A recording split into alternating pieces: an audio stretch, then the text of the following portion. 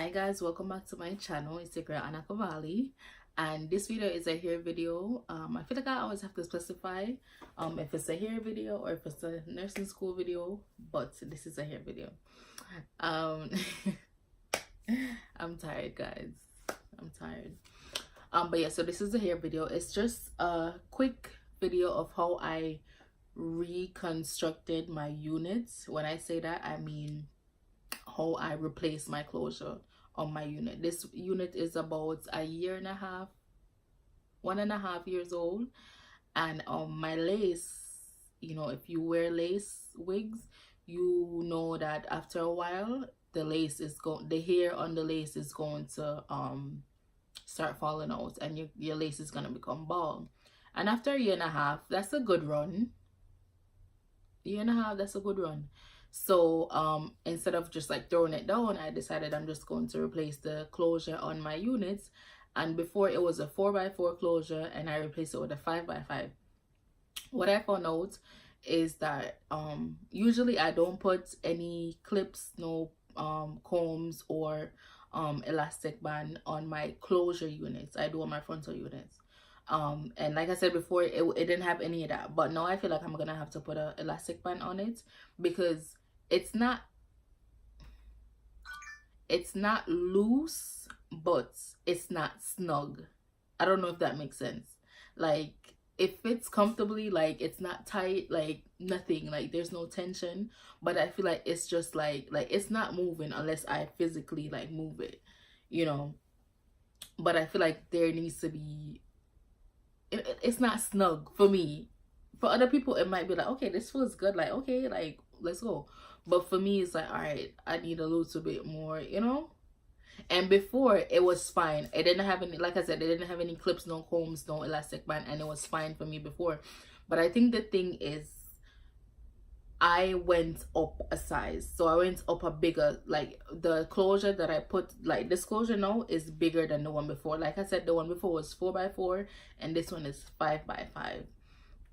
So it took, how should I say this, constructing it wasn't like, I don't know how to say it, like, just watch the video and you'll see. But if you're gonna change your closure, I would recommend you keep it the same, because the unit was this is how I'm saying it, the unit was already constructed for that size closure. You get what I'm saying? So if you go up and you're not used, and you weren't the one that even made the unit, or you're not used to like creating units, or you don't know how to like kind of maneuver your way around a unit, a wig unit that is, then it's going to be a little difficult if you change the sizing of the closure.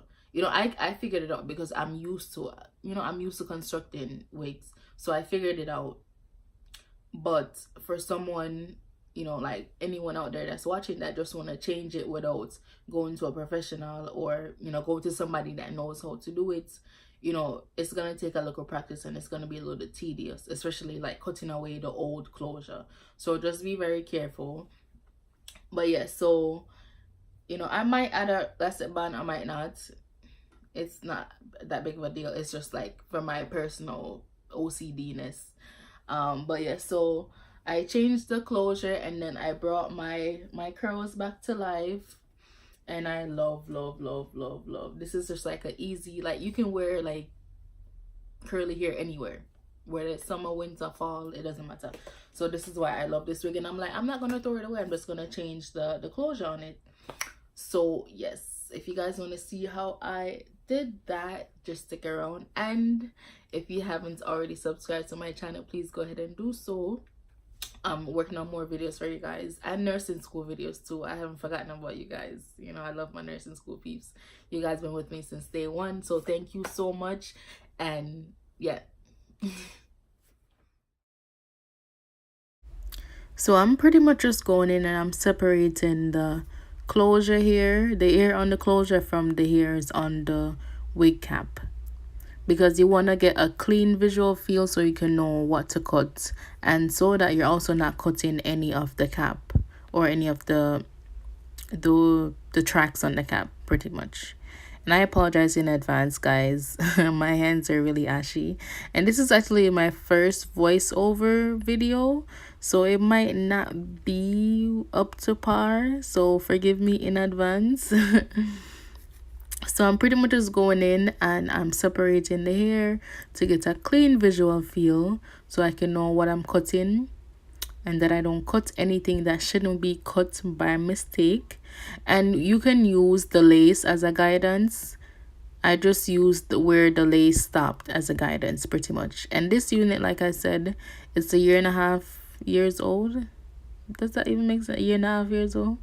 But yeah, it's a year and a half. And it's ran its course, guys. Like, you can tell by the front, like the lace is just showing out. So instead of throwing it out, I decided to just replace it and, you know, bring back my curls and just, you know, give it another run for a year or 2 years.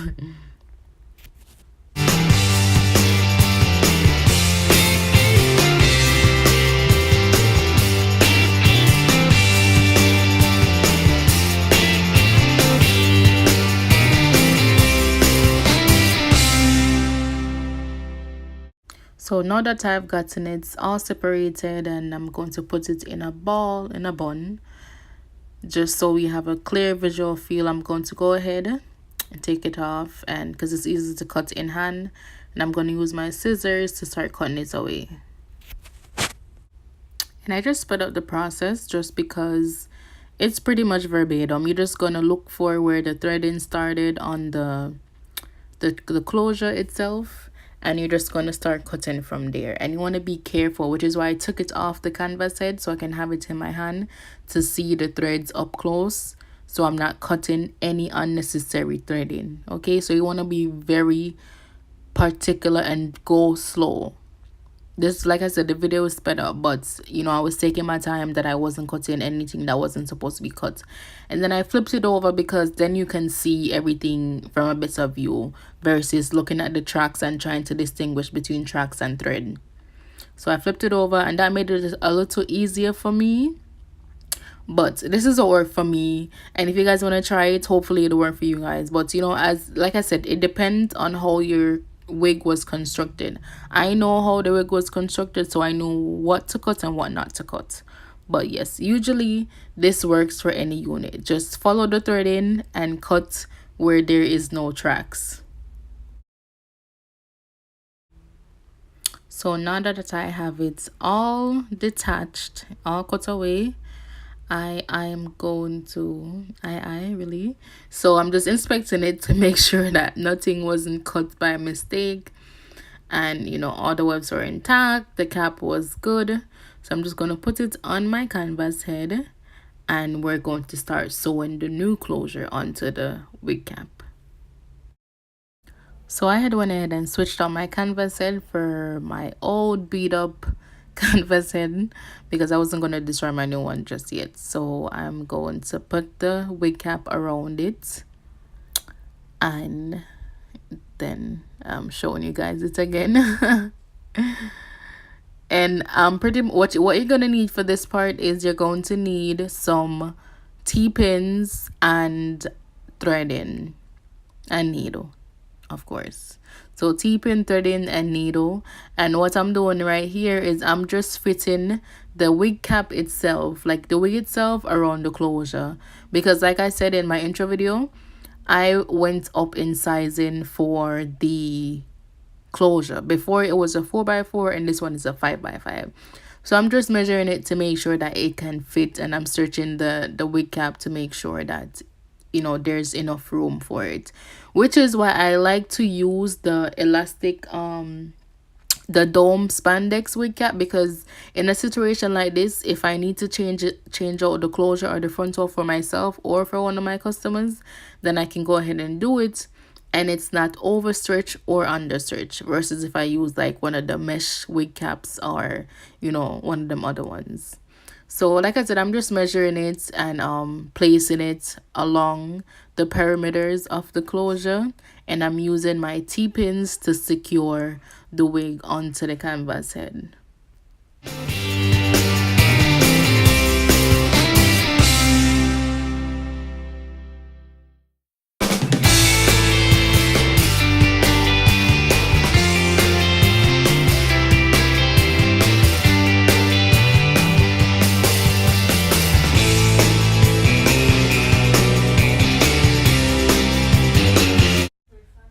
So this is what it looks like after I have measured it and secured it with my T-pins, and I'm going to go in with my needle and my thread, and I'm going to start sewing. So I got real up close and personal. You got up close and personal with my ashy hands too. And I'm just going to start sewing from the edge. Okay, that's my personal preference. If you want to start sewing from the back, you can go ahead and do that. Whatever works for you. This is what works for me, and it's been working for me. So yeah. So I'm just getting things together here. It's kind of weird watching and trying to like do the voiceover at the same time, but you know. So I'm just going ahead and I'm just threading it, stringing along. And I try to go as close up as possible because I want the closure to be as snug with the wig cap as possible, but also leaving enough space so that next time around, if I do want to replace the closure again, there's room between the closure and the last track on the wig itself, if that makes sense. So that when I'm cutting away this old closure, there's enough room. You see like that little, the black spaces where there's no track? That's what I'm talking about. So yes, I'm gonna sew onto the cap, but I want to leave a little space so that when I'm cutting the closure away, I'm not cutting close to the track or close to the weft. So if anything happens, you know, that's me cutting the weft, because we don't want that. I really hope that this is what I'm saying is making sense to you guys.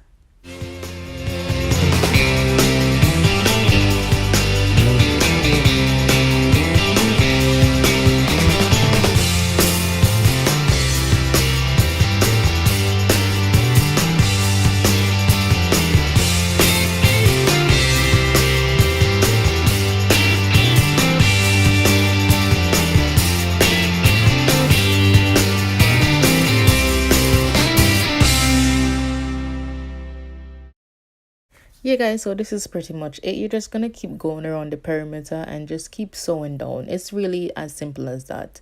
You're just sewing it as if you're sewing on a track.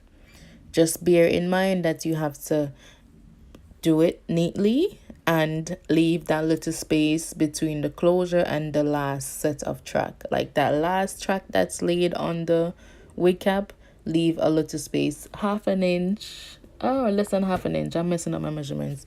Just leave a little space between that so that when you are ready to replace this closure or this frontal, I think I'm gonna do a frontal video too, but when you're ready to replace the closure, it won't be a problem and you won't be cutting any tracks or anything like that. Hopefully you guys found this video helpful, and you know, when you're done, it'll pretty much look like my hair in the intro video. You know, but really hope you guys found this video helpful, and if you haven't already subscribed to my channel, why I wait pan, go ahead and subscribe to my channel. If you guys have any video ideas that you want me to do, just go ahead and link me and let me know, message me.